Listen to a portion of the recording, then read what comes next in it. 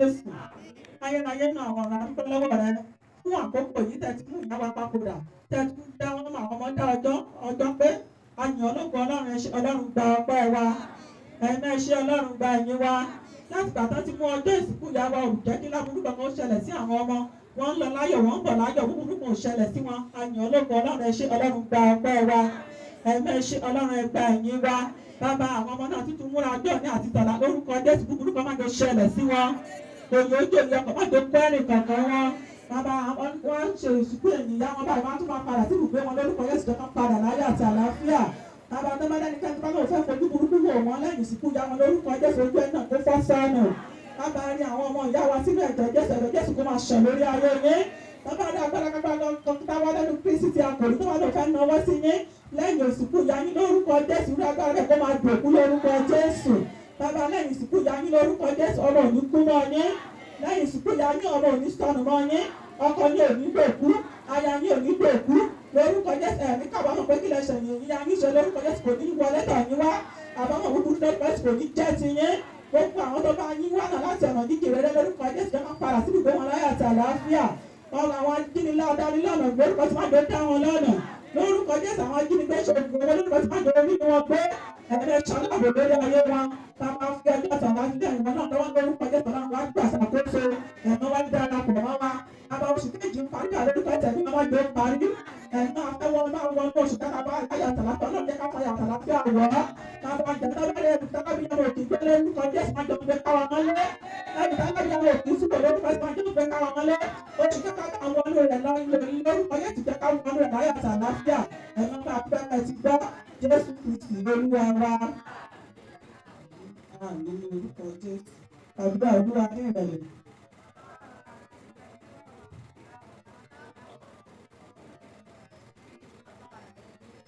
Ìfẹ́ ìfẹ́ ní kí a ṣe ní ayé. Bí wọ́n ti ń ṣe ní ọ̀rọ̀ fún alóúnjẹ ìjọ wa lónìí. Darí ẹ̀ṣẹ̀ wa jì wá. Láti dálẹ̀ṣẹ̀ jẹ́ àwọn tó ṣẹ̀ wá. Wọ́n fà wá sílẹ̀ ìrọ̀lẹ́. Ṣùgbọ́n fà wá lọ́wọ́ òbí. Nítorí ìjọba ní tirẹ̀, agbára ní tirẹ̀, ògo ní tirẹ̀, láéláé àmín. Ẹ̀yin ká wà ní dúró wa síbẹ̀ nígbà tá a fẹ́ ka sáàmù àtàwọn sáàmù fún ìsìnkú ìtìyá wa láyé nínú ìwé orin Dáfídì Psalm 112 orin Dáfídì Psalm 112 a máa kà á ní àkàgbà ẹ jẹ́ ká wà ní dúró wa síbẹ̀. Ẹ máa yin Olúwa, ìbùkún ni fẹ́ni tí ó bẹ̀rù Olúwa sínú rẹ̀ dùn gbọ̀ngàn sí òfin rẹ̀.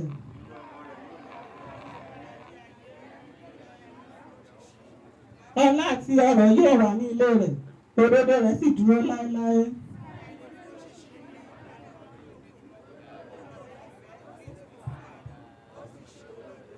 Ènìyàn rere fi ojú rere hàn, a sì wín ni, ìmọ̀ye ni yóò máa fi la ọ̀nà iṣẹ́ rẹ̀.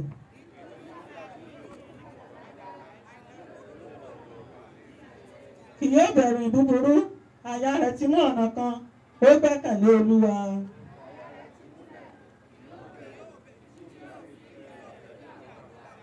Ó ti fọ́nká, ó ti fi fún àwọn olùpọ́njú, òdodo rẹ̀ dúró láéláé, ọlá ni a ó fi gbé ìwo rẹ̀ ga. Àwọn èèyàn búburú yóò rí, inú wọn yóò sì bàjẹ́, yóò páyín rẹ̀ kéke, yóò sì yọ́ dànù. Ìfẹ́ àwọn èèyàn búburú yóò ṣègbé.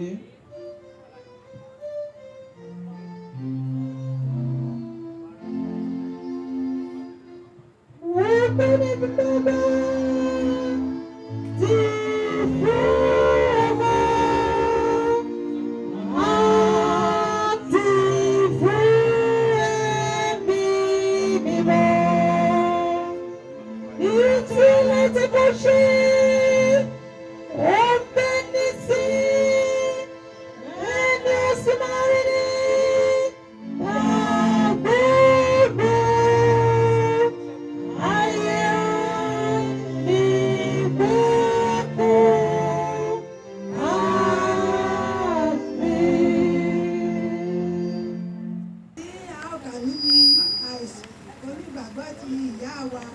Rachael Oluwadare òun ni a mú nínú ìwé ìrere ti Mátíù orí karùndínlọ́gbọ̀n. A ó kà á láti ẹsẹ̀ ìkíní títí dé ẹsẹ̀ ìkẹtàlá.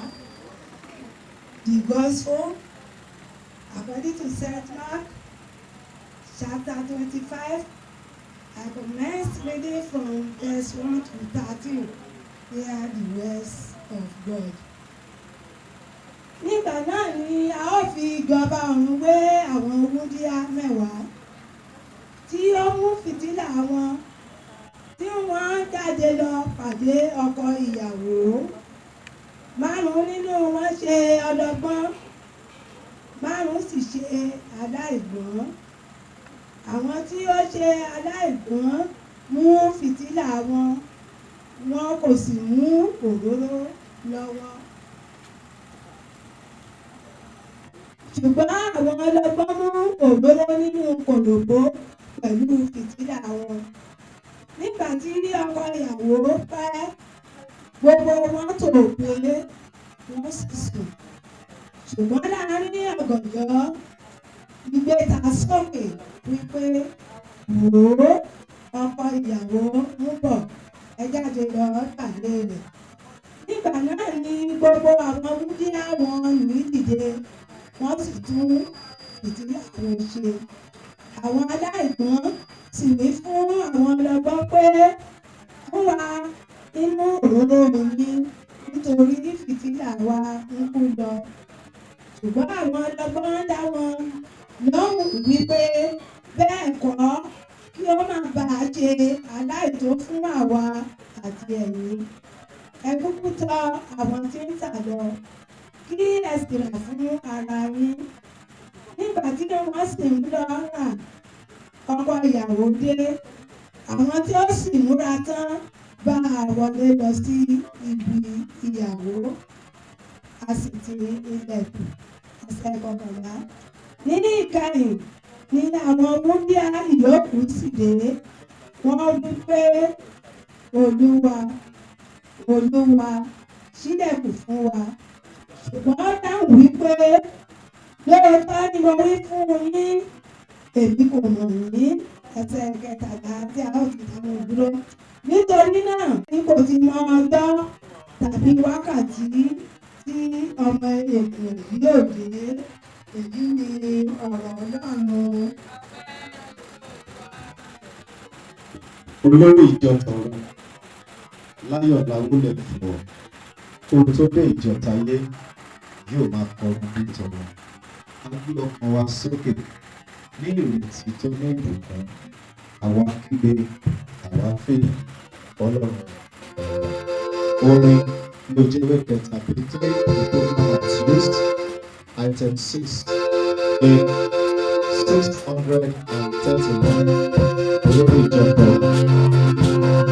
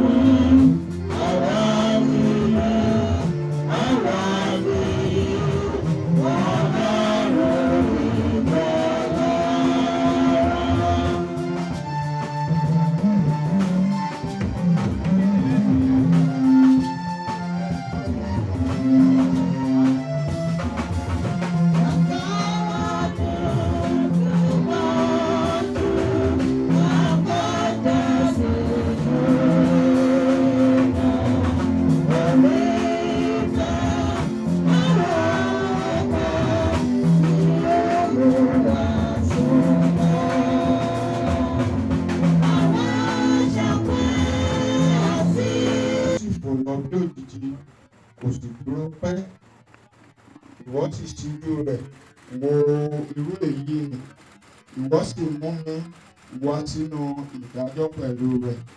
Ẹsẹ̀ ìkẹrin. Ta ni ó lè mọ ohun mímọ́ láti inú àìmọ́ jáde wá? Kò sí ẹnìkan. Ǹjẹ́ àti pinnu ọjọ́ rẹ, iye oṣù rẹ ń bẹ ní ọwọ́ rẹ. Ìwọ ti pààlà rẹ̀, bẹ́ẹ̀ ni òun kò lè rékọjá rẹ̀. Ẹsẹ̀ ìkẹfà. Yípadà kúrò lọ́dọ̀ rẹ̀ kí ó lè sinmi títí yóò fi pé ọjọ́ rẹ̀ bíi alágbàṣe. Nítorí pé a bá wà fún igi, bí a bá sì ké e lulẹ̀, pé yóò sì tún sọ, àti pé ẹ̀ka rẹ̀ títún kì yóò dá. Ẹsẹ̀ ìkẹjọ. Bí gbòǹgbò rẹ̀ tilẹ̀ di ogbó nínú ilẹ̀, tí kùkùté rẹ̀ sì kú ní ilẹ̀, síbẹ̀ nígbà tí ó bá gbóòórùn omi, yóò sọ, yóò sì yọ ẹ̀ka rẹ̀ jáde bí ewéko. Ẹsẹ̀ ìkẹwàá. Ṣùgbọ́n ènìyàn kú, a sì sàn dànù, àní ènìyàn jọ̀wọ́ ẹ̀mí rẹ̀ lọ́wọ́, ó wá dà bí omi tí ń tàn nínú ipa odò tí odò sì ń fà á tí sì ń gbẹ. Ẹsẹ̀ ìkejìlá. Bẹ́ẹ̀ ni ènìyàn dùbúlẹ̀ tí kò sì lè dìde mọ́ títí oòrùn kì yóò fi sí mọ́, wọn kì yóò jí, a kì yóò jí wọn kúrò lójú oòrùn wọn. Ìwọ ìbá fi mí pamọ́ ní ipò òkú, kí ìwọ kí o sì fi mí pamọ́ ní ìkọ̀kọ̀ títí ìbínú rẹ yóò fi ré kọjá. Ìwọ ìbá lànà ìgbà kan sílẹ̀ fún mi, kí o sì rántí mi. Ẹsẹ̀ ìkẹrìnlá tí a ó ti dánu dúró. Bí ènìyàn bá kú, kì yóò sì tún yè bí. Gbogbo ọjọ́ ìgbà tí a là sílẹ̀ fún mi ni èmi dúró dè títí àmúdọ̀tun mi yóò fi dé. Èyí ni ọ̀rọ̀ Ọlọ́run. Nígbà tí a bá ń kọ orin tí ó kàn yìí, àwọn aṣọ́nà wọn bá wa gba ọrẹ fún ìtànká ìhìnrere. Ó ṣeéṣe kí ìwọ má lè ní ìgboyà tàbí jẹ́ alákínkanjú láti gbé microphone lọ́wọ́ tàbí aago láti kéde ìjọba ọ̀run fún àwọn ènìyàn. Ṣùgbọ́n nípa ìdásí ọrẹ rẹ, o lè ran iṣẹ́ ìhìnrere Ọlọ́run lọ́wọ́ láti tan ìmọ́lẹ̀ ìhìnrere náà débi tí ìmọ́lẹ̀ kò tíì dé.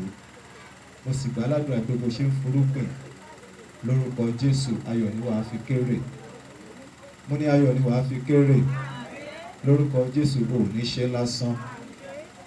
Ìwọ làpáta wọn àtòdì wọn, ìwọ ni balógun wọn lójú ìjà, ìwọ ni ìmọ́lẹ̀ òkùnkùn wọn. Hallelujah. Nígbà tí a bá ń kọrin ní ojú ìwé karùn-ún ìwé ọwa, the program on page 5 of the pamphlet at use, item 8, fáwọn ènìyàn rẹ tó lọ sinmi. Àwọn aṣọ́nà wọn bá wa gba ọrẹ fún ìtànká ìhìnrere.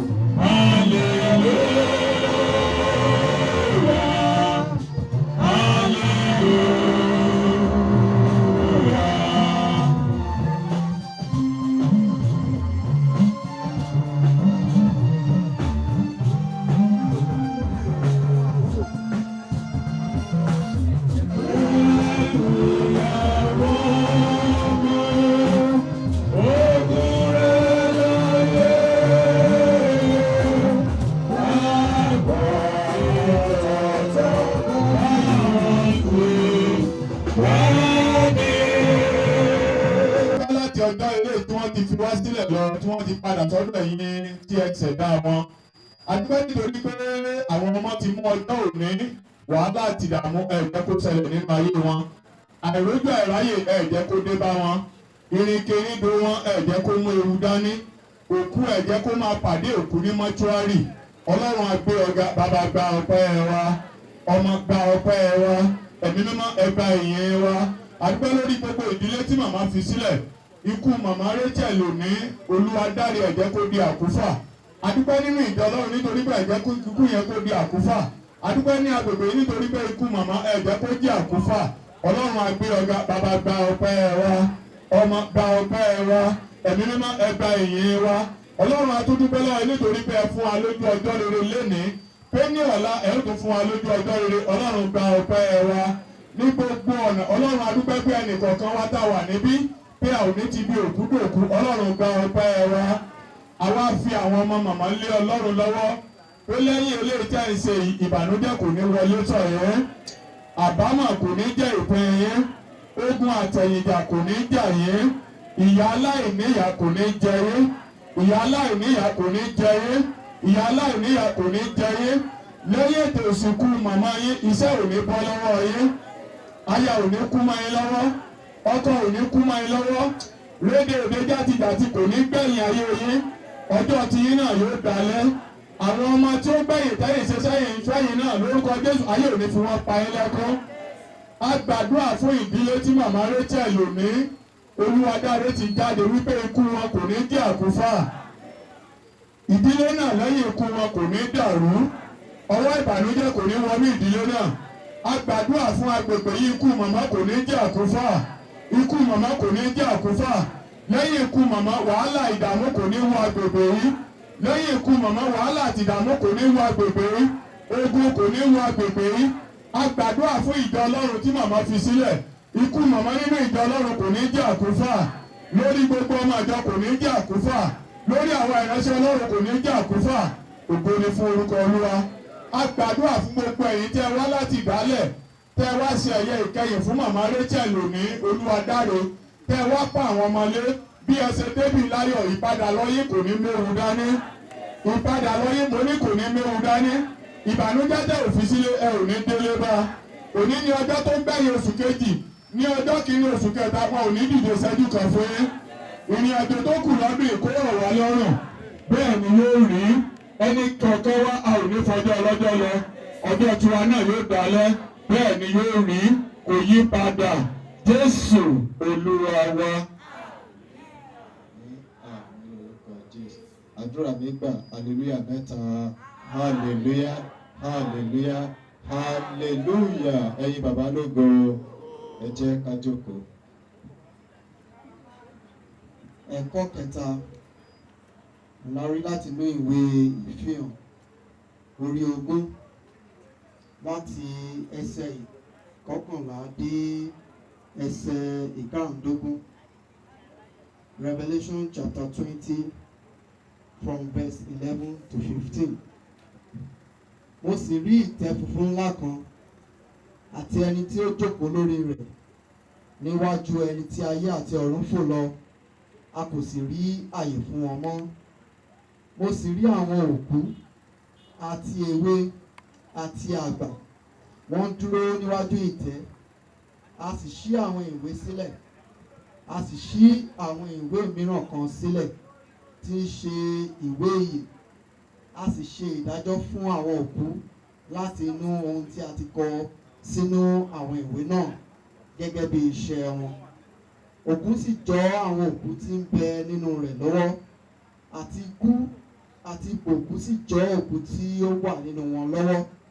A sì ṣe ìdájọ́ wọn olúkúlùkù gẹ́gẹ́ bí iṣẹ́ wọn. Àti ikú àti ipò òkú ni a sì sọ sínú adágún iná. Èyí ni ikú kejì. Ẹsẹ̀ ìkarùndógún bí tá a ti dánu dúró. Bí a bá sì rí ẹnikẹ́ni tí a kò kọ orúkọ rẹ̀ sínú ìwé yìí, a sọ ọ́ sínú adágún iná. Èyí ni ọ̀rọ̀ Ọlọ́run. Ọmọ ìgbàlà ké hallelujah. Lórúkọ Jésù àrùkọjọ ọlọ́jọ́ lọ. lẹ́yìn orin tó kàn yìí a ó fi àyè sílẹ̀ fún ìjẹ́rìí. Who was Mama Rachael Oni Oluwadare when she was alive? Ọmọ jẹ́ abiyamọ òdodo, ọmọ dáadáa tí èèyàn lè fi orúkọ wọn ṣàdúrà fún obìnrin ẹlẹgbẹ́ wa pé ọlọ́jà kì í dàbí mọ̀mọ́. Mọ̀mọ́ jẹ́ aláàánú obìnrin, wọ́n dẹ̀ jẹ́ òṣìṣẹ́, wọ́n máa ṣiṣẹ́ gidi fún àwọn ọmọ. Bọ́sì mọ̀mọ́ tọ́ mi, ó tó tọ́ àwọn ọmọ mi. Mọ̀mọ́ ò jẹ́ kí n màlá gbogbo àwọn ọmọ mi pátápátá. Iṣẹ́ mọ̀mọ́ lè rí lára wọn. Bó ṣe dáa tó bó ṣe dùn tó lè lù, mọ̀mọ́ ló ràn mí lọ́wọ́. Bá má jẹ́ mọ̀mọ́ nígbà ayé mi ní ìtẹ́ mọ̀nà tí n bá gbé gbà nígbà tí jì ayé dé. Mo dúpẹ́ lọ́wọ́ Ọlọ́run, mo dúpẹ́ lọ́wọ́ màmá mi pé wọ́n dúró gẹ́gẹ́ bí abiyamọ dáadáa fún mi, abiyamọ òdodo. Wọ́n tọ́ mi, wọ́n tún tọ́ àwọn ọmọ mi, wọ́n tún tọ́ ọmọ gan pàápàá. Onígbà tí mọ̀mọ́ lọ sí Amẹ́ríkà, ọmọ náà bá lọ, kò ṣe pé bóyá ọmọ tí wọn náà bá lọ tọ́jú lọ. Wọ́n ṣe gudugudu méje nínú ìdílé yìí. Wọ́n jẹ́ kó dúró ti ẹnì kọ̀ọ̀kan wánú wa. Wọ́n ṣe ń ṣe fún onílé náà, náà ń ṣe fún àlejò. Màmá tún jẹ́ni tó máa ń ṣàánú. Mo lè gbẹ̀rí wọn tọ́ jẹ́ pé kò sẹ́ni tó lè wá sínú ilé kí ebi pa wọnú ilé kí ebi pa jáde. Nípa fífún ni màmá fún yàn, nítorí oúnjẹ màmá fún yàn, nítorí owó màmá fún yàn. Nítorí tí wàá ṣe tó jọ mí lójú jù ní pé àtìwọ̀sí táìmù tí mo kúrò ní ìbà. Mo ti ra oúnjẹ sílẹ̀ rẹpẹtẹ lóríṣiríṣi. Kò ju bí 3 weeks ni bọ́lá mi wá ń pè mí pé màmá sọ pé oúnjẹ ti tán òun. Oúnjẹ tí mo sì fi sílẹ̀ ní 3 weeks ago kò tí ì jẹ́ kó tán bẹ́ẹ̀ yẹn. Báwo la ṣe ń ṣe? Bá pè ní àbèjì tó tọ́jú ẹ̀yẹn, mo tó fẹ́ dúpẹ́ lọ́wọ́ àbèjì tó ní òun náà ṣe gbòdìgbòdì méje yàrá mẹ́fà nínú ayé màmá. Ìyá àbèjì ní màmá kọ́ lóun bá o, ní màmá ni o, ní màmá ṣe. Ó láwọn náà máa bù tọrẹ o. Àwọn náà máa bù tọrẹ, máa pè màmá mo ní ṣẹ́ ẹ̀mọ̀ torí fóònù kan náà ṣe ń lò àṣẹ ló tètè lọ ni. Wọ́n ní àmọ́ ṣẹ́ ẹ̀mọ̀ pé oúnjẹ wọn ni. Wọ́n mọ oúnjẹ tí wọ́n fi sílẹ̀ sí Ìkẹrẹ́ kí tó kúrò ní Ìkẹrẹ́ kẹ́. Wọ́n ní kí n fi wọ́n sílẹ̀. Jẹ́ káwọn ṣèwọ̀n bá táwọn lè ṣe káwọn tó máa lọ. Wọ́n làwọn mọ̀ pé oúnjẹ wọn ẹ̀tẹ́ kí n fi wọ́n sílẹ̀.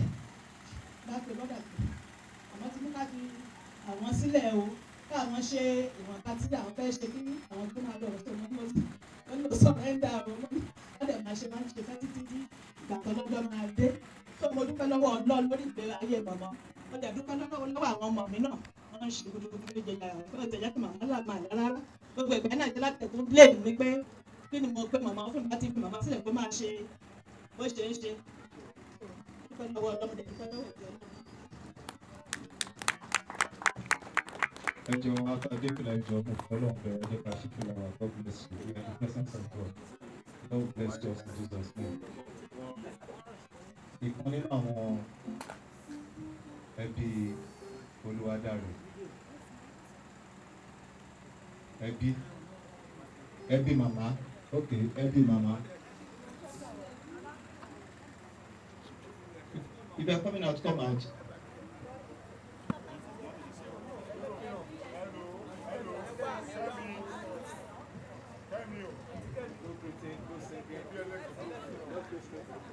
Straight to the point mi lè ṣàìmá sọ̀rọ̀ because grandma mi wọ́n jẹ́ àwọn olóyìnbó á ní she is a rare person. Reading to raise up and pé I've never seen anybody at the age of over, I keep saying it, at the age of over 95 that will still tell you every time tó bá pè wọ́n á mọ̀ òun ṣèsìn. I got to know pé ṣèsìn mi pé òun gbàwẹ̀ ó dẹ̀ ń gbàdúrà. Màmá ní àkílẹ̀ tún ṣì ń gbà ládùúrà at this point. Jẹ́mi máa bí Jẹ́mi gbá Jẹ́mi tẹ̀ ẹ́. Wọ́n ṣe máa ra fèdí ní ẹgbẹ́ kí jẹ́ káwọn gbà. At that age till she passed, I can vouch for her that she was still praying and fasting just because she wants the life of her children and her children to be better. So I thank God for her life today. That's why I said I had to say something. Any other person from family, the society.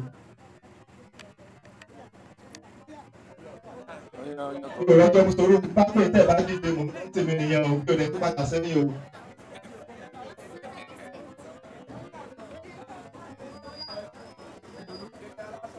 Praise the Lord.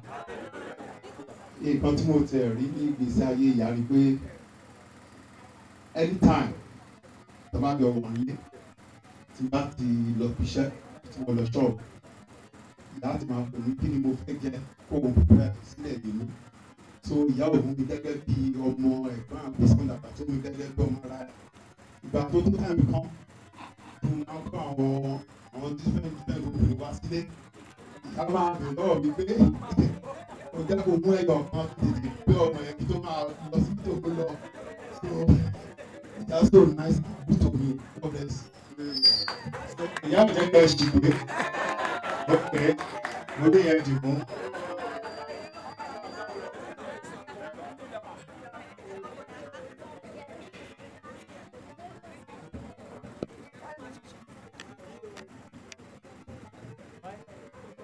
dúpẹ́ lọ́wọ́ Ọlọ́run fún ìyá dáadáa ìyá òtítọ́ torí ìgbà tí mo tán bí mi ní ìgbọ́júmọ̀ ìyá mi ní ìgbọ́júmọ̀ ìyá mi ìyá ẹ̀ náà gbé mi kú tó ń tọ̀ ní ìyá fẹ́mi òun ló ń tọ̀ wá mo rí pé ó láàánú bí nǹkan gbọdọ̀ ṣe é láti máa kí pépé wọ̀ yìí kí ló dé asáré máa bá kiri lá máa lẹ́kọ̀ọ́ nílé sùn ó ní ìdí èyí ọlọ́run kò tó ká fẹ́ fẹ́ rẹ̀ ó ṣe dáadáa ṣe ní ìdílé ìfọ̀kànlá.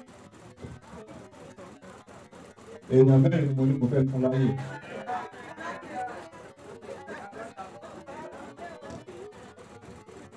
Praise God. Praise the mighty Jesus. Ní ìgbà tí mo kàn fẹ́ sọ nípa tìyá ni pé àwọn mẹ́ta tó yẹ pé ìyá wọn ká gbójú wọn ìyá wọn lẹ́gbọ́n ìyá tèmi àti mọ̀mọ́ yìí àwọn mẹ́ta yẹn wọ́n fira wọn lẹ̀. Àwa tá a jọ ọmọ gan pàápàá tá a bá wà lẹ́kọ̀ọ́ tá a bá fẹ́ rẹ̀ kàn ránṣẹ́ mẹ́ta ni ó dájú àárà fún wọn ní kọ̀ọ̀kan. Tá bá ti dé yìí kan bá dé wọn báyìí mọ̀mọ́ á lọ bá wọn pa lágbájá ti dé o lẹ́yìn kí kan ti dé o àwọn mẹ́ta yẹn sá ni. Tá a bá jà bá ìtẹ́rù kó bóyá wọ́n jà tó bá máa já ẹ̀kan nínú wọn á tún ẹ̀rín náà ti máa kú jáde. So mo kọ́ ẹ̀kọ́ pé ká kóra ẹni mọ́ra mo dẹ̀ ń bẹ nígbà yí àwa ọmọ pé kọ́ Ọlọ́run kó gbogbo àkóso àpọ̀ṣọ̀ kan báwọn ìyá yẹn ṣe torí fókè ni àwọn ìyá yẹn wọn ò fẹ́nikẹ́ni rẹ̀ gbogbo àwa ọmọ tá a bá ti wà lẹ́kọ̀ọ́ báyìí tá a máa ń bọ̀ wọ́n ti máa sọ fún àwọn mẹ́ta o bó ṣe bàtà ni mẹ́ta la máa rà bó ṣe gèlè ni mẹ́ta la máa rà so gbogbo àdúrà Ọlọ́run aṣojú àti aṣọ ọ̀kan lórúkọ Jésù. jẹ́ kó wà mí lọ́rùn láti ṣe ìfẹ́ sí ọmọnìkejì mi kí n má jẹ̀bi ayérayé kí n má jẹ́ adọ́nu mòótọ́ kí àánú rẹ ó sì ṣàwárí mi ní orúkọ Jésù Kristi Olúwa wa. Bá wa lọ nínú ọ̀rọ̀ rẹ gbogbo ọkàn tẹ kò lè ṣàì má bàa pàdé fún ìgbàlà ọkàn ní àṣálẹ́ Ọlọ́run ṣàwárí wa nípasẹ̀ irúgbìn ọ̀rọ̀ rẹ tó fẹ́ fún ní àṣálẹ́ ìjọ jẹ́ kó yé nínú ọkàn àyà wa. Ẹyẹ èṣù tí ṣe àníyàn ayé májò ó ṣáájẹ nígbà tá a bá gbé àṣàrò lórí ọ̀rọ̀ rẹ náà ní ìkẹyìn májò ó dá wa lẹ́bi jẹ́ ká lè táyé ìṣàtúnṣe gbogbo ní forúkọ mímọ́ yín ní orúkọ Jésù Kristi Olúwa wa. Mo gbé Ọlọ́run ga lọ́pọ̀lọpọ̀ ní àṣálẹ́ yìí fún oore ọ̀fẹ́ tí èmi àti ẹ̀yin ní láti wà ní ibi ìsìn àìsùn orí onígbàgbọ́ fún màmá wa Rachael òní Oluwadare. Nínú àwọn nǹkan tí àwọn ọmọ ń sọ àwa ìránṣẹ́ Ọlọ́run lè testify díẹ̀. Whenever we were here to administer communion èrò kìí dá lọ́dọ̀ màmá. Kí ni mo pè é? Èrò kìí dá lọ́dọ̀ màmá. Àwọn ènìyàn oríṣiríṣi la máa bá lọ́dọ̀ màmá. And mo dẹ̀ fẹ́ sọ categorically pé àwọn ọmọ tọ́jú màmá yìí dé ojú ikú. A máa ń lọ sí àwọn ilé mìíràn tó jẹ́ pé ìṣẹ̀lẹ̀ máa fi handkerchief bò imú tí a ò ní lè gbé tọ́nì àwọn fẹ́ ṣe kọ́mínà fún arúgbó mìíràn tí màmá Rachael ní òrí bẹ́ẹ̀ o. Mo lè dúpẹ́ lọ́wọ́ ẹni tí wọ́n gbà tì wọ́n ìyá àbèjì àbí bẹ́ẹ̀ kọ́ lórúkọ Jésù kò ní fàìsàn gbà ní òde ayé rẹ̀. The woman really tried. She tried her best to keep this mama neat, very neat. Kódà ìgbà tí ó dé stage tí gbogbo ẹgbẹ́ dàbí no worst, the woman stood. Our mother dìde. We came here. We never met mama in a mess. Ẹ pàtó fún àwọn ọmọ. Lórúkọ Jésù, ayé yìí ò ní di rádaràda.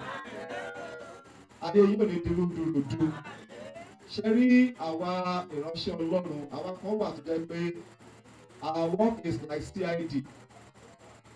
We don't show up, we don't show as face pé bóyá àárẹ̀ kankan tó ti pín kìíní. Irú àkókò báyìí la máa wá sọ jáde. Tí àwọn bá jẹ́ gbajúmọ̀ níta tán dọ̀tí lé, irú àkókò báyìí la máa sọ. And it will surprise them. But àwọn màmá ò ní, they did a wonderful job to keep their mama very very neat. Wọ́n tún sọ ẹ̀kan sí nípa ìsàn jẹ wọn mọ́. Nípa ìsàn jẹ wọn mọ́. Ìwọ tó ṣe arúgbó ńlé, ó fẹ́ kó náà ní arúgbó ẹ̀ o. Kò tọ́jú arúgbó ẹ̀ torí ọjọ́ alẹ́ tiwọn náà. Whatever we do to our parents, surely our children will do what? Will do likewise. Ìyá ò ṣe pé ó yẹ ègún o. Kì í ṣe ègún rárá. Whatever goes on must definitely come down. Kò lè change. So lórúkọ Jésù, a ò ní fi rádaràda gba ayé wa o. Mo kí gbogbo àwọn ìránṣẹ́ Ọlọ́run tí a jọ wà lórí òkè yìí. Ẹ rí pé mi nù ń wàásù ní ìrọ̀lẹ́ yìí. Kò yẹ kó jẹ́ mi máa wàásù o. Ọ̀gá mi ló ń bọ̀ ibi bẹ́ẹ̀rẹ̀ àyà yín lọ́la. And I have no choice. Sí ti ẹ̀ lè mẹ́wàá aṣojú ẹ̀ lè mo jẹ́. Archbishop is coming. Wọ́n tún òbí ẹ̀ ti gbọ́ yẹn o. The Archbishop is coming. So ìyẹn lè ṣe wàásù láṣálẹ́ yìí. Ẹ̀yà ṣàtúntò àtàtúnṣe. So sí ti ẹ̀ ló wà ní mo wà bẹ́ẹ̀ yẹn. Tó bá ní kí n kúrò láṣálẹ́ yìí, tó bá ní kó má wà, tó bá ní kí n kúrò, I have no choice. So torí náà ẹ̀yàn ọmọ, the Archbishop will preside over your mommy's burial tomorrow.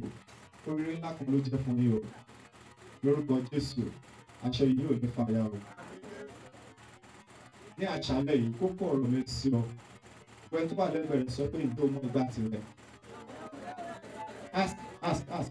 Ṣé o mọ́ ìgbà tirẹ̀? Bàbá mi fà Adéṣọ́lé, do you know your time? Do I know my time? Do you know your time? Ecclesiastes chapter 9, verses 12 and 13. Who is there? Ecclesiastes chapter 9, verses 12 and 13. Ìwé oníwàásù orí kẹsàn-án ẹsẹ̀ ìkejìlá àti ẹsẹ̀ ìkẹtàlá. Nítorí pé ènìyàn pẹ̀lú kò mọ̀ ìgbà tirẹ̀ lórí ilẹ̀ ayé yìí. Yes. Bí ẹja ti kó sí pápẹ́ ẹ̀wọ̀n apẹja lójijì. Nínú àwọn búburú tí apẹja dé kalẹ̀. Yes. Àti bí ẹyẹ ṣe máa ń kó sínú àwọn okùn. Èyí tí àwọn takuntakun tó dé kalẹ̀.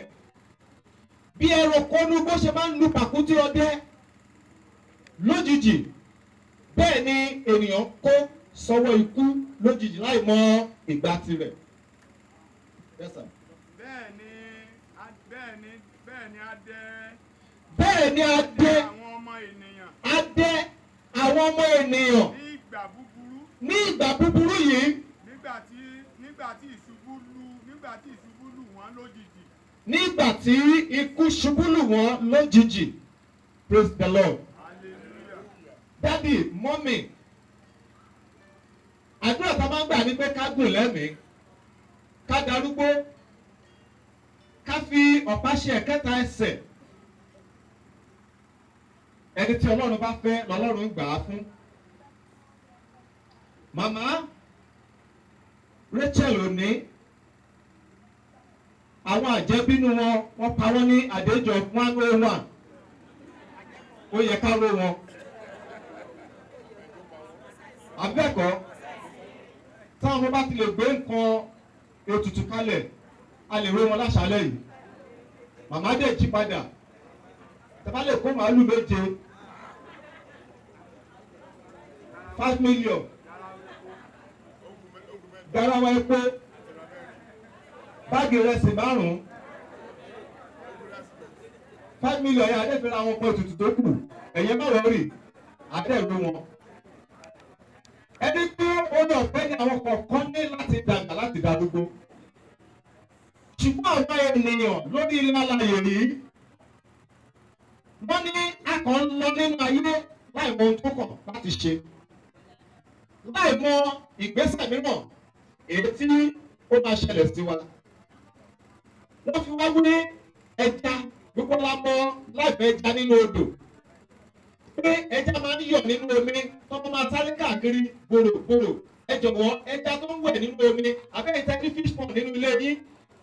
Ǹjẹ́ àwọn ẹja yẹn mọ̀ ìgbà tẹ́ máa kó wọn láti lọ pa jẹ?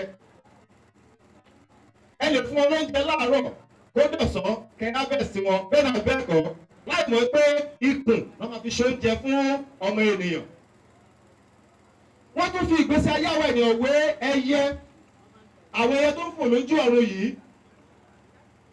A ní pé wọ́n sáfẹ̀yìn ènìyàn tó wọn ò jẹ́ rìn lẹ́lẹ̀ wọ́n fò lókè pé kí ọwọ́ ẹ̀yìn èèyàn má bàa ṣe kí ni o kó má bàa tẹ̀ wọ́n. Àwọn èèyàn àtún gbọ́ngbọ́ngbọ́ngbọ́n àtún dẹ oríṣiríṣi nǹkan láti fi ṣe kí ni o láti fi mú wọn lójijì àmú wọn. Ǹjẹ́ o jẹ́ mọ̀ pé bẹ́ẹ̀ náà ni wọ́n sọ pé èmi àti rẹ a máa ń ṣubú sọ́wọ́ ikú lójijì nígbà tí a ò rò pé ọjọ́ wa ti pé. Ìdí nìyẹn tí Job tó ṣí wa níyè nínú ẹ̀kọ́ tí àlùfáà wa kà lẹ́ẹ̀kan Job orí 14 ẹsẹ̀ 5. Ó ní ìjẹ́ jẹ́ mọ̀ wípé a ti pinnu ọjọ́ rẹ iye oṣù rẹ ń bẹ ní àtẹ́lẹwọ́ rẹ. Check your palm, check your palm. Wo àtẹ́lẹwọ́ ẹ, check it. Your expiry date is already there. You are carrying your expiry date every time, every day, every moment. Wherever it expires, the life do what? The life cuts short. Nítorí pé àtẹ̀kùn ọjọ́ ìní àti rẹ̀, a ò mọ ìgbà tá a kọ sí àtẹ́lẹwọ́ wa, a ò mọ ìgbà tá a bá kádàrá dá májẹ̀mú. Kò sí ẹnikẹ́ni nínú wa tó lè sọ wípé ìgbà báyìí ló máa kú, ọjọ́ báyìí ló máa kú, ibi báyìí ló máa kú sí, irú ikú báyìí ló máa pa òun. Ta ló wà nínú wa tó lè sọ? Àwọn òràwọ̀ gbọ́ ò rí ìgbésí ayé rẹ̀. Ìyẹn ni Bíbélì ṣe ń pe àkíyèsí mi àti rẹ sí lónìí wípé ayé tí a ti pinnu rẹ àkókò tó máa lò tó lè bypass ẹ̀, no matter how brilliant you are, no matter how rich you are, no matter how important you are or influence you have in the society, no matter how esteemed you might be, you cannot exceed your time. Whatever time that has been allotted to you, ìgbà tó ṣì ń mẹ́tẹ́mi àtìrẹ́ ṣì jọ ń lọ káàkiri yìí lálejò wo ìgbésí ayé tó dára láti ṣe. Nítorí pé ìwé Hébérù orí 9 ẹsẹ̀ 17 ó pe àkíyèsí mi àtìrẹ́ sí. Hebrews chapter 9 verse 27. Only it has been appointed for a man to die but once, and after death there is judgment. Yẹn ni pé fáàrí tèmi àtìrẹ́ ń ṣe káàkiri, àìbìkítà tèmi àtìrẹ́ ń ṣe káàkiri, àìbọ̀wọ̀ fọ́lọ́run tèmi àtìrẹ́ ń ṣe káàkiri, àìsí Ọlọ́run ní ojú àmì tèmi àtìrẹ́ ń ṣe káàkiri. Èmi ni mo tó yìí, èmi ni mo wà bẹ́ẹ̀ lónìí, mo lè dógún, mo lè dọ́gbọ̀n, mo lè pa, mo lè gbẹ́tì. Ohun tí bá ṣe àṣegbé ni, your time is coming to an expiring period. very, very, very, very time. Because you do not know your time. And you have a limited time to live. Màmá bí màmá ṣe lé ní ọgọ́rùn-ún ọdún jẹ́ ẹyọ̀kan yẹn, ǹjẹ́ ó jẹ́ ṣùgbọ́n pé very limited ló jẹ́. Very, very limited time. A rí ẹni tó jẹ́ pé ó ti gbé 960 something years. Kí ló pa? Bẹ́ẹ̀ ayé ṣe ẹ̀ṣẹ̀ ò jẹ́ kéèyàn di adley. Bóyá láṣìírírú àwọn ọmọ Rachael òní yìí tó bá máa wà bóyá ní ìlú kọ̀ọ̀kan bóyá wọ́n lè pé 5 àbí 6 tó máa jẹ́ 100+. Hallelujah o. Nítorí pé kí ni? Nítorí ohun tèmi àti rẹ ti tọwọ́ bọ̀. Nítorí pé ìgbé ayé tèmi àti rẹ ń gbé. Nígbà tó ti mọ ìgbà tirẹ̀ yìí, ìwọ̀nba àkókò tó ṣì mọ̀, ìgbà mẹ́ta lẹ̀ dání o. Bí ní tẹ̀sán pé ohun gbogbo ní ìgbà tí àkókò ṣe kí ni o ló wà fún. Ìgbà tá a bí ẹ, you are not the one that christen yourself. Ṣé wọ́n ló sọ ara ẹ lórúkọ? Ìgbà tó o bá kú, ṣé wọ́n fúnra ẹ ló máa sin ara ẹ? So nínú ìgbà mẹ́ta, ìgbà kan ṣo ló ní àǹfààní fún. Ìgbà kan ṣo náà ni ìgbà tí èmi àti rẹ jọ ṣe kí n ta jọ ń fi ojú méjèèjì wòra wa yìí. Tí èmi àti rẹ ta lè amend our wrong ways. That's the only opportunity given to us. And that's why Psalm 90 verse 12. Ta ló wà bẹ́ẹ̀? Kọ́ wa láti máa ka iye ọjọ́ wa káwa kó lè máa fi. So kí èmi àti rẹ bá lè máa fi ọkàn wa sí ipa ọgbọ́n. That's the only opportunity we have. Òun náà lèmi àti rẹ ń lò ètò nípa ọmọ ìgbà tiwa. Mo wá fẹ́ bi wá dáàdì àti mọ́mì. Brothers and sisters, báyé ṣe dà lónìí, àwọn olóṣè. Bí Nàìjíríà ṣe dà lónìí, àwọn olówà ń díẹ̀. Tó bá dọ̀la ní ìsìn, pọ́lísì aburú kan náà tún gbélé wa lórí. Àwa alájìyà ta ṣiṣẹ́ fowó wa bẹ́ẹ̀ náà bẹ́ẹ̀ kọ́. Tábà tún fẹ́ lọ fi owó ATM àgbà káàdì ní àwọn báǹsì gbogbo. Àbẹ́yẹ̀ ò tí gbọ́. Lórúkọ Jésù, ara ò ní ní wá. Ẹnikẹ́ni tó bá lóun fẹ́ ní wá lára, Ọlọ́run á ní wọ́n lára. Gbogbo àwọn tá ń lo fóònù, tá ń lo Android. Gbogbo alámọ̀ nǹkan tó ju wá kàn lẹ́nu ọjọ́ mẹ́ta yìí. Àbẹ́ẹ̀kọ́, kò sówó, kò sóúnjẹ, kò sí gbádùn, kò sí ìlera pípé, kò sí ayọ̀. Ìnira ṣáni lójoojúmọ́. There is no single minute tí ẹ gbọ́ ìròyìn tẹ́ ṣí rédíò tàbí tẹlifíṣàn sí ìròyìn tẹ́ gbọ́ ìròyìn tinú yín dùn rí. Àwọn olówó àbẹ̀ ìwọ àtẹ̀mí náà ni ibi tá a bá lé ayé dé rèé. Bílí ní kí n sọ fún ẹ lónìí pé nítorí pé ò mọ ìgbà tirẹ̀, ṣe àtúnṣe tó lè ṣe lọ́wọ́lọ́wọ́. The end is coming very soon. The end is coming very, very soon. Whatever Ecclesiastes tí mo ti mú ẹṣọ ọ̀rọ̀ yẹn, Ecclesiastes chapter 9, ẹ̀ka wẹsẹ̀ ìkẹwàá. Ecclesiastes chapter 9 verse 10. Ó ní ohunkóhun tí ọwọ́ rẹ bá rí ní ṣíṣe nígbà tí èmi àti rẹ ṣì ń retí ìgbà tiwa tá ò tí mọ ìgbà tó kàn. Ẹlòmíì, I don't pray for those of you that are here right now. Bẹ̀ ṣé o mọ̀ pé àwọn kan máa kú láṣálẹ̀ yìí? Àbọ̀ mọ̀ bẹ́ẹ̀. Àwọn kan máa kú kí March 1 tó dé. Àwọn kan máa kú ní March 1 gẹ́gẹ́. Àwọn kan máa kú ní ọ̀la. They will not be part of them in Jesus' name. But as you are still living now, Bíbélì ní kí n sọ fún ẹ pé ohunkóhun tó bá rí ọwọ́ rẹ fún ní ṣíṣe láti gbé ọmọnìkejì rẹ sókè, láti mú iná ọmọnìkejì rẹ, láti mú ayọ̀ kún ọmọnìkejì rẹ. Yes. Ó ní fi agbára rẹ ṣe. Ẹ má ti kàbẹ̀ yẹn. Tó bá dẹ̀ jẹ́ wípé agbára tiẹ̀ ni láti kọ́yàn níkòó. Agbára tiẹ̀ ni láti pọ̀yàn lójú. Agbára tiẹ̀ ni láti gbé èèyàn pa. Àwọn kan dẹ̀ dédé rò wọ́n dẹ̀ dúró sójú ọ̀nà wọ́n dẹ̀ láwọn kidnap. Wọ́n ní kẹ́ lọ mú mílíọ̀nù báyìí wá tẹ̀ bá mú àwọn kill and they will kill. Ṣé bá bára kan nìyẹn? Agbára táwọn fi gbogbo tọ́wọ́ wọn rí ní ṣíṣe tó fi ṣe nìyẹn. lórúkọ Jésù ò ní bọ́ sọ́wọ́ ọlọ́wọ́ mo lóò ní bọ́ sọ́wọ́ ajínigbé gbogbo ẹnikẹ́ni tó sì wá bí tó jẹ́ agbódegbà fún àwọn ajínigbé àwọn abàlújẹ́ àwọn abayé ènìyàn jẹ́ Ọlọ́run ní kí n sọ fún ẹ pé iná ń bọ̀ wá dilẹ̀ lẹ́yìn aṣojújẹ. O mọ ìgbà tirẹ̀ ohun tó máa ṣe tó ní ṣèmí mọ́ you don't know it. Ó ní nítorí náà ó ń kó tí ọwọ́ rẹ bá rí ní ṣíṣe yes fi agbára rẹ ṣe either good or bad. But I implore you to do what? To do good.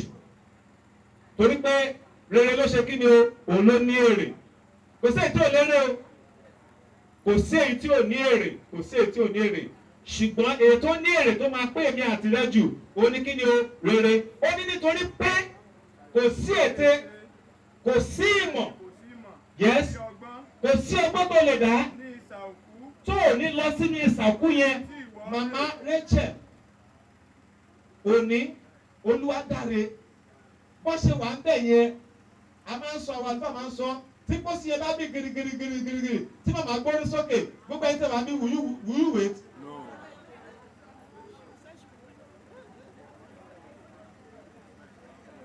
bẹ́ẹ̀ ti dùnú wa ní pé bá ṣe ń ṣe ìsìn tó bá jí ṣé kìí ṣe ìdùnnú wa ni àtúwò pé inú ọmọ àyà tún pé èyí mi tún ṣe kí ni o ó máa wá yọ wá lẹ́nu nígbà gbogbo pé bàbá paná ló wà lọ́hùn yẹn màmá ló gbọ́jọ́ mẹ́ta tẹ wá o màmá ò rí yó ẹ ṣe o ọlọ́run kan yín lé o so màmá lè ti ṣe tiwọn báyìí o so àtẹ̀bí àtìrẹ́ náà bàbá ìdàbí màmá yìí lọ́jọ́ kan o but you don't know the time it may be tonight it may be tomorrow it may be 10 years 20 years but man knoweth not his time. Nítorí náà ohunkóhun tó bá rí ní ṣíṣe gbàgbà rẹ̀ ṣe. I'm concluding and rounding up with 2 Corinthians chapter 5 verse 10. Ohun tó bá ṣe yẹn ohun tèmi ẹ̀ tìrẹ bá fi agbára wa ṣe yẹn let us hear what will follow. 2 Corinthians chapter 5 verse 10. Nítorí pé gbogbo wa kò lè ṣàì má bọ̀ gbogbo wa àtẹ̀mí àtìrẹ ohun tá à ń fi agbára wa ṣe yẹn ìbàjẹ́ ní aburú ìbàjẹ́ ní dáadáa ìbàjẹ́ láti pa ọmọnìkejì lẹ́kọ́ ìbàjẹ́ láti lo position wa láti relegate ẹ̀tọ́ yẹ kó wé ká gbéga ó ní àtẹ̀mí àtìrẹ a ó ṣe kí ni o a ó káwọ́ pọ̀yìn níwájú ìtẹ́ ìdájọ́. Níwájú ìtẹ́ ìdájọ́. Yes. Kí olúkúlùkù wa ká lè gba ohun wọn nì tí a ṣe nínú àgọ́ ara ìbá ṣe rere ìbá ṣe búburú. Daddy, mommy, what are you using your time, the opportunity you have now, what are you using it to do to your fellow men?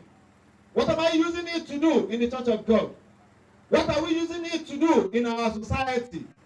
What are we using it to do in our family?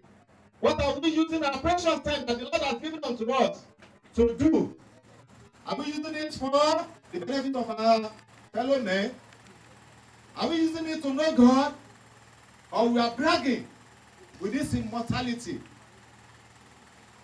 Ara tó máa di erùpẹ̀, ara tó máa di òkú, ara tí nǹkan máa jẹ, ẹ̀ṣọ́ ló ń lé káàkiri ẹnìkan wà tó kó gbogbo Nàìjíríà tó lọ fi ra gold jọ. Bàtà ẹsẹ̀ gold, aago ọwọ́ gold, earring gold, gbogbo ẹ̀ gold, kí ló gbẹ̀yẹ̀? Kò tí kù. But she has no access to it. She has no access to it. Wọ́n kó ọ̀rọ̀ jọ. Bílí dẹ̀ sọ pé ó kó ọ̀rọ̀ jọ ò ṣe kí ni? Lórúkọ Jésù aṣiwèrè oníjogún ẹ̀. Tẹ́rì rẹ̀ bá. Ipò wo ló wà lónìí? Àyèwò ló wà nínú ẹbí? Àyèwò ló wà nínú ẹgbẹ́? Àyèwò ló wà nínú ìlú? Àyèwò ló wà nínú ipò òṣèlú? Àyèwò ló wà nínú ìjọba tó ń lọ lọ́wọ́lọ́wọ́ yìí tó jẹ́ pé ìnira ló ń gbé bá ọmọnìkejì rẹ̀. Rántí pé man knoweth not his time. Your time may come at any time. When it comes, the Bible says you and I will assemble in the judgment throne to receive whatsoever we do in this mortal body. Sọ fún Ọlọ́run. Ọlọ́run mo bẹ̀ ọ́, àǹfààní kan ṣo tí mo ní rèé láti tún ayé mi ṣe. Màmá Rachael ò ní ò lè tún ayé wọn ṣe bó ṣe wà bẹ́ẹ̀ mọ́. Gbogbo ohun tó ti ṣe pátápátá àti close ìwé wọn látọdún tó kọjá. Gbogbo ilé tá à ń sọ èkó bá wọn, ṣùgbọ́n ìwọ àti èmi ní àǹfààní. Our book is still open for amendment. A sì lè parẹ́, a lè sì lè ṣàtúnṣe. Nítorí náà sọ fún Ọlọ́run pé Olúwa, ayé kan ṣoṣo tí mo ṣì ní tí mo ṣì ń mí ní àṣálẹ́ yìí fún mi lórí ọ̀fẹ́ láti ṣe àtúnṣe ayé mi. Gbogbo bí tí mo ti ṣí fún mi lórí ọ̀fẹ́ láti ṣe àtúnṣe. Gbogbo bí tí mo ti gọ̀ ó dá fún mi lórí ọ̀fẹ́ láti ṣe àtúnṣe. Gbogbo bí tí mo ti kùnà ó dá fún mi lórí ọ̀fẹ́ láti ṣe àtúnṣe. Sọ fún Ọlọ́run. Sọ fún Ọlọ́run. Mo fi gbogbo rẹ̀ fún Jésù. Pátápátá láìkókó, mo fi gbogbo rẹ̀ fún. Pátápátá láìkó, ìgbẹ́mọ̀ mi rọ̀ mọ́. Ọba tàbí sáyé. Surrender all unto Jesus this evening. Look unto him, the finisher of our faith. He came to the world to die for you and I. He died the death of the cross so that you might not be condemned. I might not be condemned. Jésù wá sí ayé láti kú ikú orí àgbélébùú kí màá sọ bàbá di ẹni ìparun. Yọ̀ǹda ayé rẹ fún ní àṣálẹ́ yìí. Yọ̀ǹda ọkàn rẹ fún ní àṣálẹ́ yìí. Yọ̀ǹda ohun gbogbo tó dì mọ́wọ́ dì máyà fún Jésù ní àṣálẹ́ yìí. Kí ìgbésí ayé rẹ kó ba lè rí orí ọ̀fẹ́ Ọlọ́run gbà. Ní orúkọ Jésù Kristi Olúwa wa. Ẹ jẹ́ kí a gbàdúrà. Ọlọ́run àpáta ayérayé, a dúpẹ́ fún ọ̀rọ̀ rẹ yìí tí ẹ fi rán ìránṣẹ́ yín sí wa ní ti ìrọ̀lẹ́ yìí. Ọ̀rọ̀ rẹ sọ wípé kì í ṣe olùsọ tàbí olùgbọ́ la ó dá láre bí kò ṣe olùṣe ọ̀rọ̀ náà. Ọlọ́run a gbà aládùúrà pé kí ẹ ràn wá lọ́wọ́ láti jẹ́ olùṣe ọ̀rọ̀ náà. Kí ayé yìí ó má ṣe bà wá jẹ́, káyé ó má ṣe gba ìjọba Ọlọ́run ilé ológo kó má ṣe gbà á lọ́wọ́ wa. A béèrè wípé kẹ́ fún wa ní orí ọ̀fẹ́ àtúnṣe láti ṣe àtúnṣe ní àwọn ìkóríta ibi tí a ti gbà kùnà. Ní orúkọ Jésù Olúwa ṣe bẹ́ẹ̀. Ọ̀rọ̀ náà ló sọ pé ó ní ìrònúpìwàdà, ó ní kò sí ní ìsà òkú. Nígbà tí bàbá wa ń sọ̀rọ̀ lẹ́ẹ̀kan, wọ́n sọ pé ìyá ò ní pé wọn ò ní oore ọ̀fẹ́ láti ṣe ẹni àtúnṣe mọ́ lẹ́yìn tí wọ́n ti sùn yìí. Ṣùgbọ́n àwa tí a ṣì wà láàyè, a sì ní oore ọ̀fẹ́ àti àǹfààní ńlá yìí. Oore ọ̀fẹ́ láti ṣe àtúnṣe ní àwọn ìkóríta tí a ti gbà kùnà. Oore ọ̀fẹ́ rẹ lórúkọ Jésù Olúwa wá gbé wọ̀ wá. Má dá jẹ̀bi ọ̀rọ̀ rẹ. Ẹ mú wa délé sinmi. Ògo ni fún orúkọ Olúwa. Ní orúkọ Jésù Kristi Olúwa wa. Ọmọ ìgbàlà ké hallelujah. Yóò dára fún wa. Ẹ jọ̀wọ́ ìwé ètò ìsìn tí a lò yìí, a kì í mú lọ lé wa o. Ilé ìta máa mú lọ lé àwọn ọmọ olóòkú máa fi fún wa lọ́la. So ní báyìí mo fẹ́ pe àwọn àbúrò òkú. Ẹ jọ̀wọ́ mo fẹ́ bẹ̀ wá, mo fẹ́ rọ̀ wá. I always tell people when we are in a social gathering like this, don't spray our currency. Ó náà ṣe fi abọ́ fún àwọn tí wọ́n bá ń ṣe ìdúpẹ́. So inú abọ́ ọwọ́ wọn ni ká ṣe kí ni o, ká fi owó sí. So tó náà mú bẹ̀ wá. Má lẹ ẹnikẹ́ni lówó yálà léni tàbí ní agbo. Ṣàbí pé drone bá tó ń lọ káàkiri. Gbogbo ìdẹ̀dẹ̀ ní Android ẹ fi ń ṣe kíní káàkiri. Ká má bàa ṣòkútọ́ tí FCC máa ṣe kíni tó máa kanlẹ̀kùn lé wa. Àní dáràn o. Má spray owó o. ó bẹ̀ẹ́ torí Ọlọ́run sọ àṣálẹ̀ tó Olúwa ní àṣálẹ̀ yìí kí àwọn èèyàn wọ̀nyí kọ́ máa bọ̀ ké torí pé ìdúpẹ́ wa pọ̀ díẹ̀ ní àṣálẹ̀ gẹ́gẹ́ báwọn ọmọ ṣe fi lé mi lọ́wọ́ kí bàbá wa Tọ́pẹ́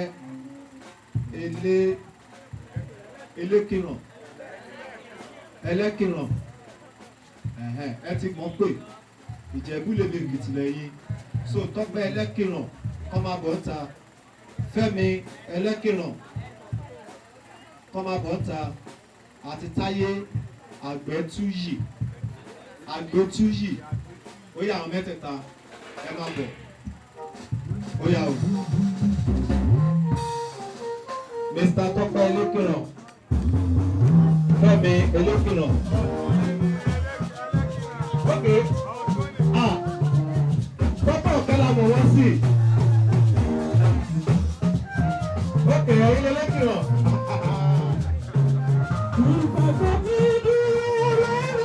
Bàbá wa ẹnì kẹtàgà.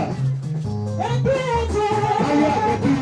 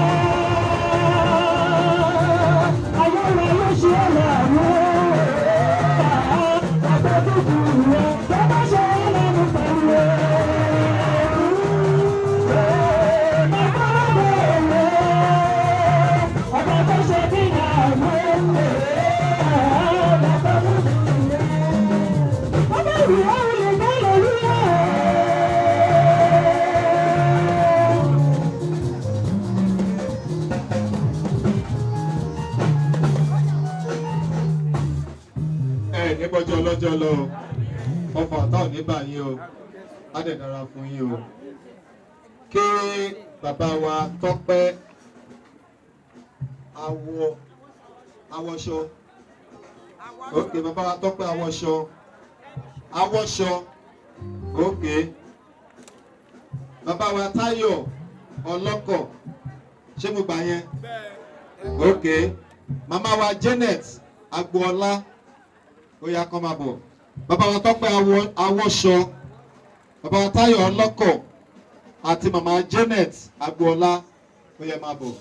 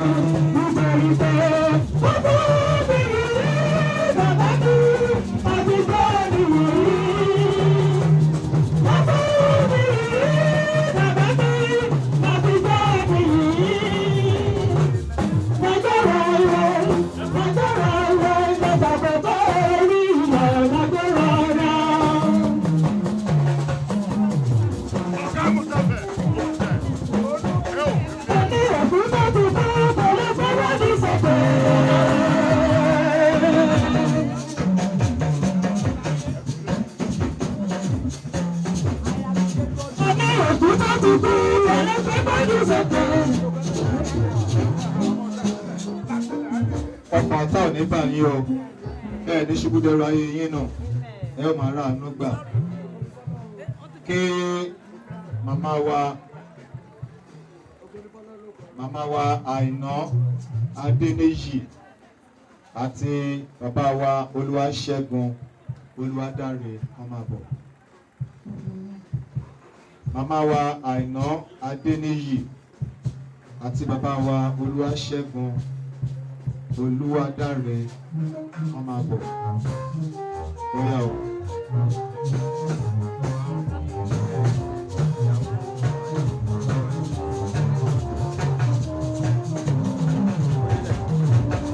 Ibi tí bàbá gbẹgbẹ.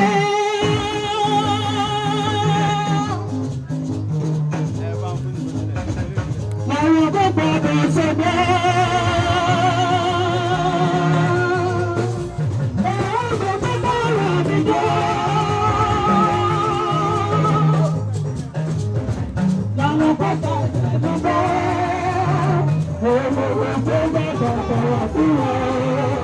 Láti ṣe wà lẹ́ni. Torí mo wà nígbàdé. Torí mo wà nígbàdé.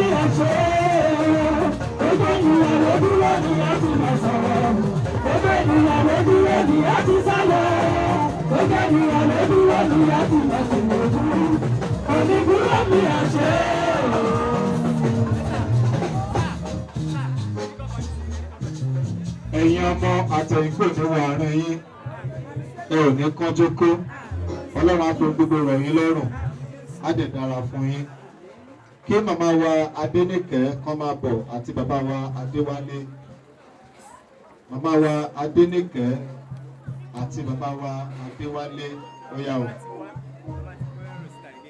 Ẹ̀yin tá à ń pè ẹ máa mú owó ọpẹ́ yín sínú abọ́ àwọn èèyàn tó bá yín ṣe sí màmá wa Adéníkẹ́ bàbá wa Adéwálé àwọn dà Adéwálé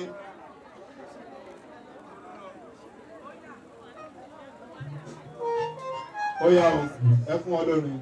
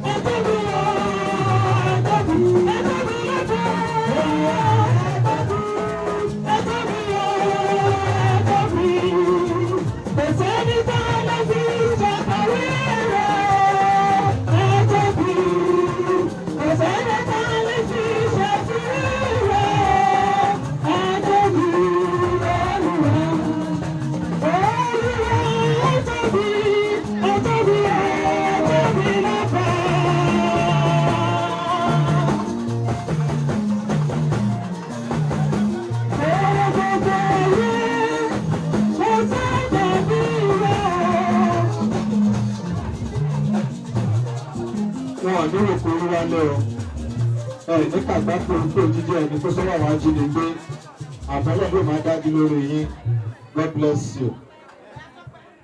Kí màmá wa Abímbọ́lá kọ́ máa bọ̀, màmá wa Abímbọ́lá àti bàbá wa Adéníyì Ṣẹ́gun àti màmá wa Abímbọ́lá ó yá o. Ẹ fi owó ìdúpẹ́ tí yín ṣe.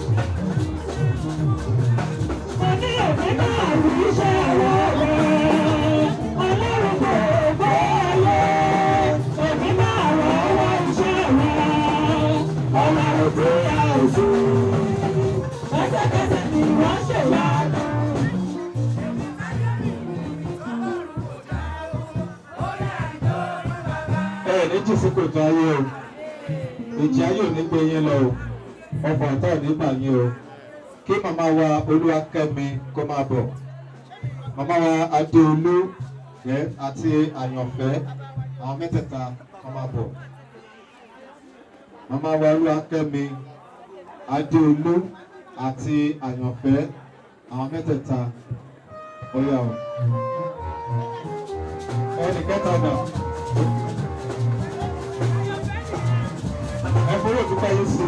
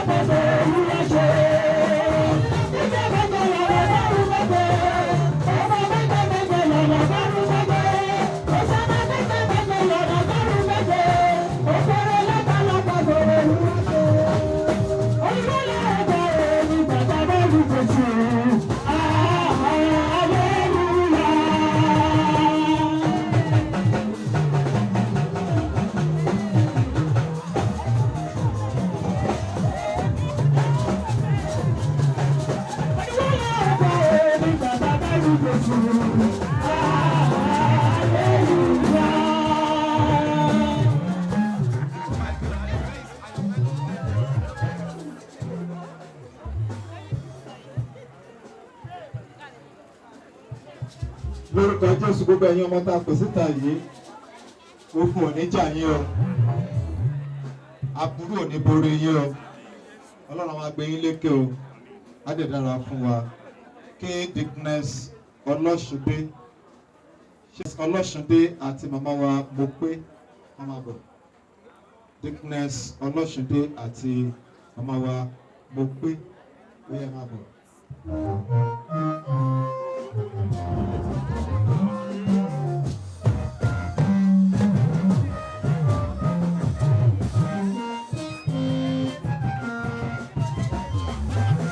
Gbogbo àwọn tó bá wọ wá.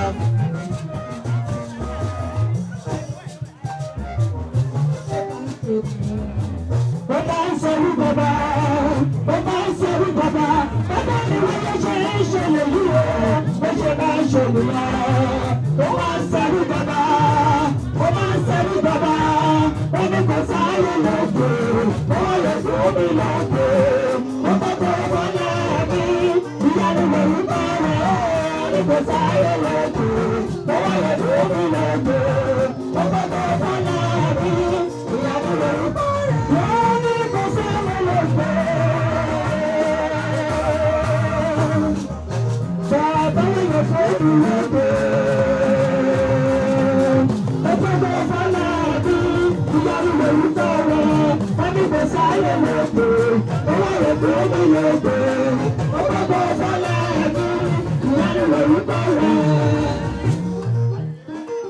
Àwọn ọmọ tọ́lọ̀ fi fún yẹn ni mo sáré wọn o. Kí màmá wa Ajíbọ́lá kán máa bọ̀ àti Tóyìn Agboola. Màmá wa Ajíbọ́lá àti Tóyìn Agboola ó yá o. Kí àwọn ẹbí ọ̀dọ̀fin nílé lóko lọ́nà gbogbo kán máa múra sílẹ̀. Ẹbí ọ̀dọ̀fin ó yẹ fún Ọlọ́run.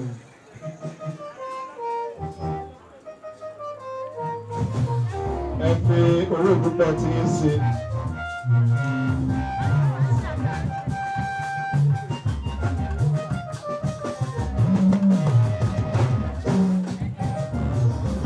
Everybody ló ṣe fẹ́mi méjì olúwa.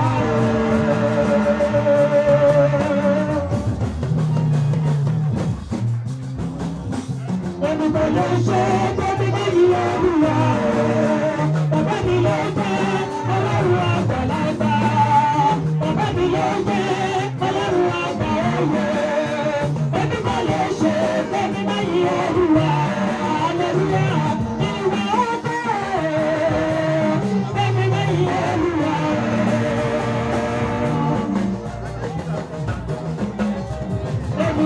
Ṣe bẹ́ẹ̀ bá yí olúwa, bàbá mi ló jẹ́ ọlọ́run àgbàlagbà, bàbá mi ló jẹ́ ọlọ́run àgbà òye. Ẹbí bá lè ṣe bẹ́ẹ̀ bá yí olúwa, aleluya. Ẹ ò ní bẹ́ẹ̀ ni àtìmọ́lé o, àṣà yóò ní báyìí, ọkàn yẹn á dẹ̀ balẹ̀. Gbogbo ẹbí ọ̀dọ̀fin pátápátá ó yẹ máa bọ̀. Kí àwọn tí wọ́n wá láti Ìkọ̀lé kán máa múra sílẹ̀. Ẹbí ọ̀dọ̀fin, gbogbo ẹbí ọ̀dọ̀fin ó yá o. Ẹ fún àwọn alábẹ́ méjì. Ẹbí ọ̀dọ̀fin ó yá o.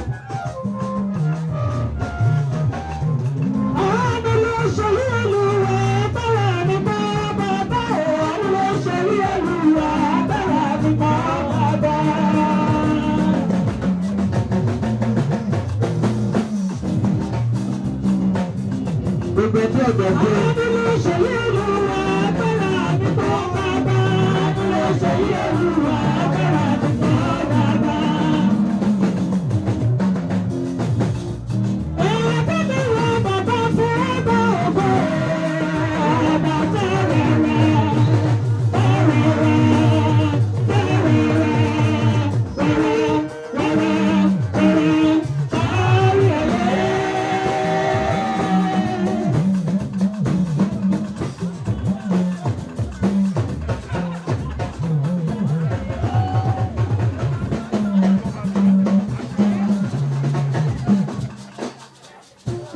Àtẹ̀yìn púpọ̀ ní wọnú ẹbí ọ̀dọ̀fin o. Gbogbo àwọn kan wá láti Ìkọ̀lé ó yẹ máa bọ̀. Àwọn olóògùn náà ní kan pé yìí. Gbogbo àwọn kan wá láti Ìkọ̀lé ó yẹ fún Ọlọ́run lábọ́. Gbogbo àwọn tó wá láti Ìkọ̀lé, Ìkọ̀lé connection, Ìkọ̀lé man abroad.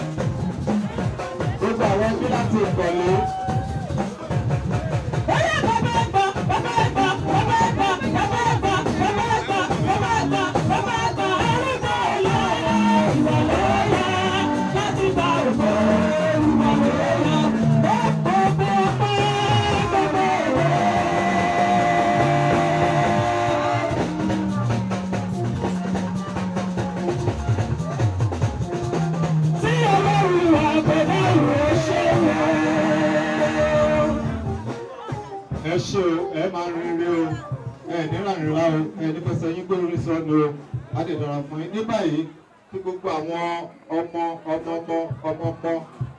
ẹbí Oluwadare àti Adéníyì kan máa bọ̀. Grandchildren, great grandchildren, Oluwadare and Adéníyì ó yá o. Gbogbo àpapọ̀ta ó yá máa bọ̀. Àtàwọn ìyàwó ilé. Àtàwọn ìyàwó ilé. Ó yá o. Gbogbo ọmọ àti gbogbo àwọn ìyàwó ilé.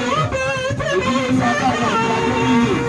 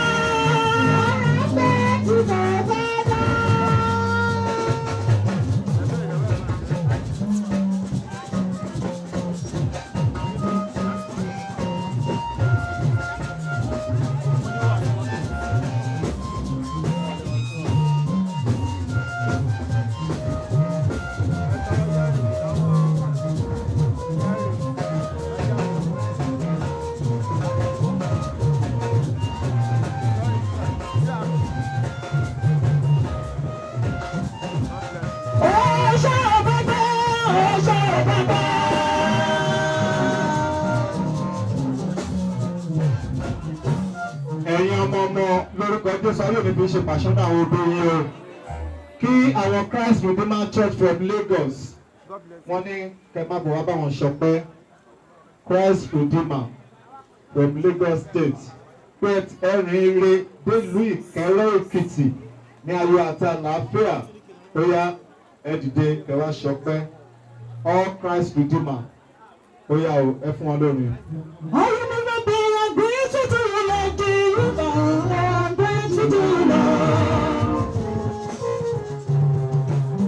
Christ Redeemer Church àwọn ọmọ náà ní ká pè yín o from Lagos.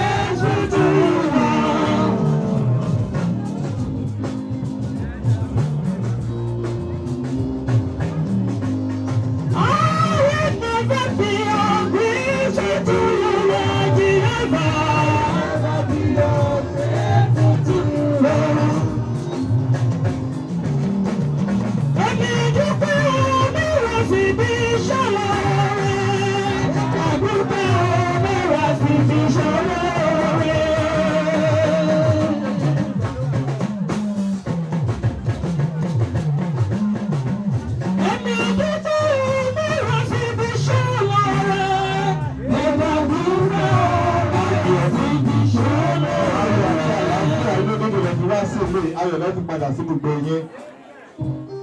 Òkú ò ní fẹ̀jẹ̀ yín wẹ̀ lójú ọ̀nà.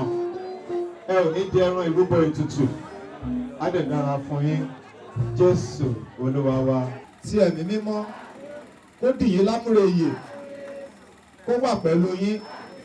Gbogbo ẹ̀yin ẹbí màmá Olúwadáre ẹ ò ní ṣẹ̀sín. Ẹ ò ní ṣẹlẹ́yà.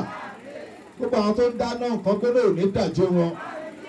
Gbogbo àwọn tó ṣì ń bọ̀ nínú ìrìn àjò wọn á gúnlẹ̀ láyọ̀. Gbogbo ẹ̀yin tẹ́ ti débí láyọ̀ ẹ ò ní kábàámọ̀. Ẹnì kankan tá a mà mí ṣe lórúkọ Jésù àti ti bí òkú dẹ́ni òkú. Lónìí àti títí láéláé. Hallelujah méje. Hallelujah. Hallelujah. Hallelujah. Hallelujah. Hallelujah. Hallelujah. Hallelujah. Pàtẹ́wọ́ ayọ̀ fún Jésù. The Lord be with you. Kí ìkan nínú àwọn ẹbí wá ṣe appreciation. Ìyá mi, wọ́n dúpẹ́ láṣálẹ̀ tí gbogbo àkójọ gbé pọ̀ wá ní alẹ́ ìlú wa.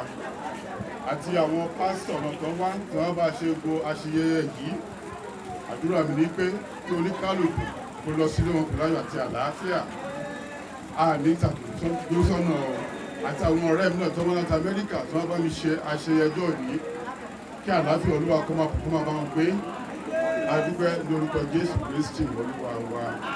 Ọlọ́run ayọ̀ ẹ̀bí mímú ògùn báláwo àtàwọn ẹ̀rùsì láyé lọ́rùn jẹ́ tí ń bẹ̀lẹ̀ ọmọ Your Majesty ẹ̀tọ́ bí ìjò òkà wọn sókè parúgbọ́ ọjọ́ yín dọ̀bálẹ̀ mìíràn wọ́n gàjí ọ̀run irú ní sàrán ní sòkòm. I am a very big God, it's always by my side, very big God by my side. I am a very big God, it's always by my side, very big God by my side. Oya ẹ̀yin ni Olúwa Jèhófà, ẹ̀yin ni Olúwa. Ẹ̀yin ni Olúwa Jèhófà, ẹ̀yin ni Olúwa. Ẹ̀yin ni Olúwa. Àwọn tèmi ní London tó ń gbóyin mọ́ kí ẹ kú ìkàlẹ̀ Oya Jèhófà, ẹ̀yin ni Olúwa ọba.